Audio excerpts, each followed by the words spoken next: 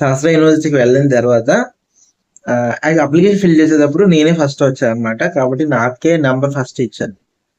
So, interview కూడా first నన్నే పిలిచారు. ఫస్ట్‌నే ఇంట్రడక్షన్ ఇమ్మన్నారు నా గురించి. ఇక స్టార్ట్ చేశాను. నా ఇంట్రడక్షన్ చూసి వాళ్ళు మధ్యలోకి ఆపి చాలా చెప్పారు.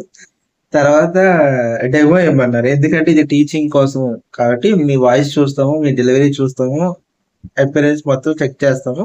మీ ఫండమెంటల్ టాపిక్ గురించి మీరు ఏదైనా డెమో ఇవ్వండి అన్నారు. నేను డైమెన్షనల్ అనాలిసిస్ తీసుకున్నాను. ఫ్లూయిడ్ మెకానిక్స్‌లో ఒక పార్ట్ అన్నమాట. ఎక్స్‌ప్లెయిన్ చేస్తుండగానే మధ్య మధ్యలో క్వెషన్స్ నేను ఒక స్టూడెంట్‌ని నాకు ఇది అర్థం కాలేదు. అట్లా అంటూ సో, టెక్నికల్ క్వెషన్స్ అన్నీ కూడా డెమో నుంచి అడిగారు. ఎక్స్‌ట్రా‌గా ఏమి అడగలేదు. దాని తర్వాత ప్రెజెంట్ ఎక్కడ చేస్తున్నారని అడిగారు. సో, మిమ్మల్ని సెలెక్ట్ చేస్తే శాస్త్ర యూనివర్సిటీ మీరు ఎలా కంట్రిబ్యూట్ చేద్దాం అనుకుంటున్నారని అడిగారు. నేను చెప్పేసాను. తర్వాత ఓకే. వాళ్ళు స్మైల్ ఫేస్ ఇచ్చారు. నేను స్మైల్ ఫేస్ ఇచ్చాను. అయిపోయిందండి. సో, అలా ఇంటర్వ్యూ క్లోజ్.